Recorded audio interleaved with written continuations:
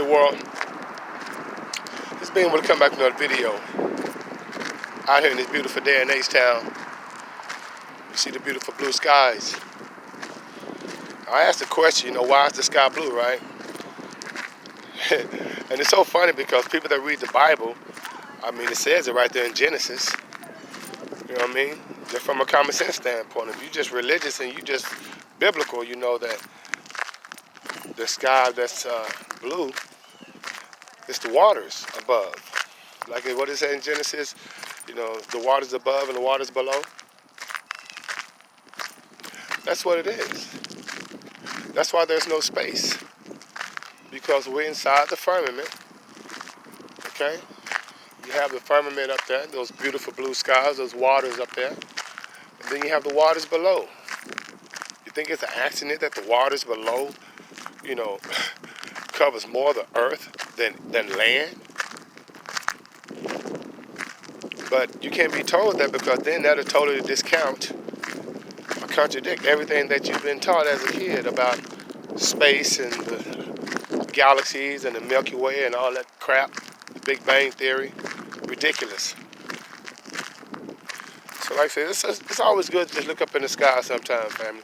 It's only one thing constant that creates life, or actually sustains life, and that's what's shining on me right now. The true Son of God. His birthday ain't December 25th. It's every day. And every one of us depends on it. Alright? So, I just thought that was pretty interesting. You know what else is another thing that I think that's pretty hypocritical when it comes to our existence? Because remember, we're not living in space. You're in space when you're outside. That's space. Right? Outer space and all that kind of crap doesn't exist. Your common sense tells you that. Okay? But another thing that is so prevalently obvious, non-profit organizations. When I say non-profit organizations, I'm talking about organizations that get to receive the 501c3 status. Most churches, all right, and the big ones, of course, Salvation Army, Goodwill, Planned Parenthood,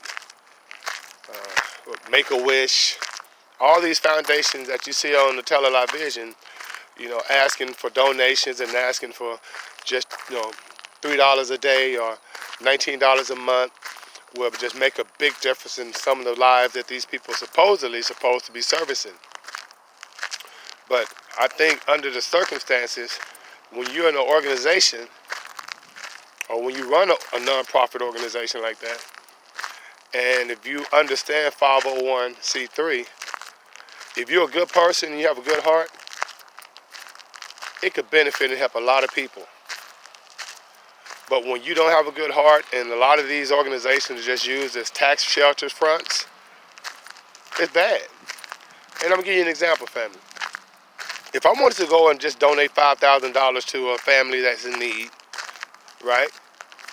I can't get that $5,000 charity deduction on my taxes. I can't get that. Because it's not to one of the organizations that they've said is a non-profit organization, is a 501c3 organization. So even under the guise of supposedly being charitable, you still have limitations.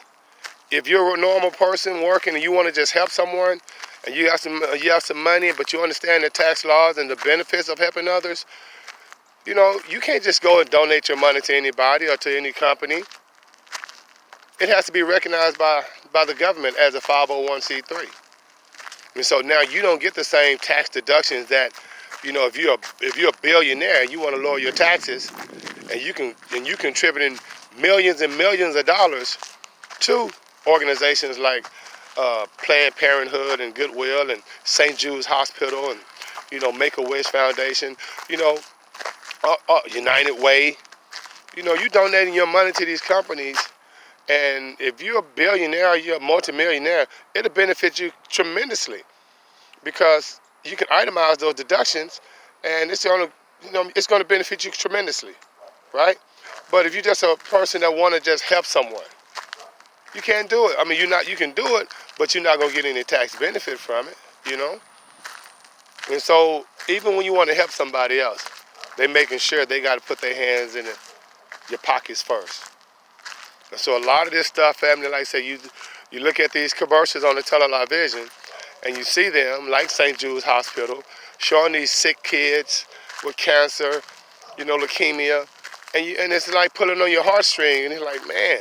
And they asking you to donate $19 a month to help save lives, to help come up with a cure for cancer. Now, Danny Thomas started this organization, this hospital, back in 1962. And since then, they haven't cured one cancer. Y'all haven't come up with anything? And all of these kids that's going to that hospital, of course, they get to go free. But where are these hospitals located? I don't know too many St. Jude's hospitals in my neighborhood. But the kids are still dying.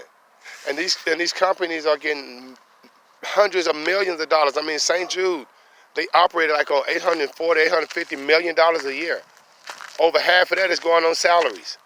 The CEO makes $7 million a year. And it's supposed to be a non-profit organization. So who's zooming who? Who's really benefiting?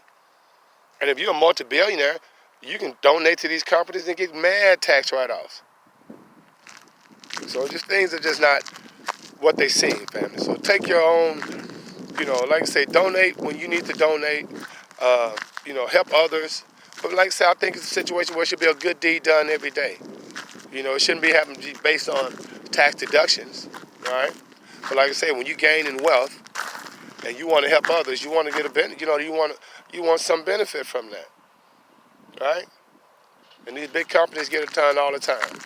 So all these churches, like I say, all these non-profit organizations with the 501c3, not saying all of them are bad, but the major ones, I mean, come on, look at Goodwill. Goodwill making us pay for stuff that's donated to them. That doesn't make sense. You did? All right, family, guys, I just want to come back with a little love. In the meantime, between time, man, make sure you like, share, and subscribe to videos. And being winners out of 5,000.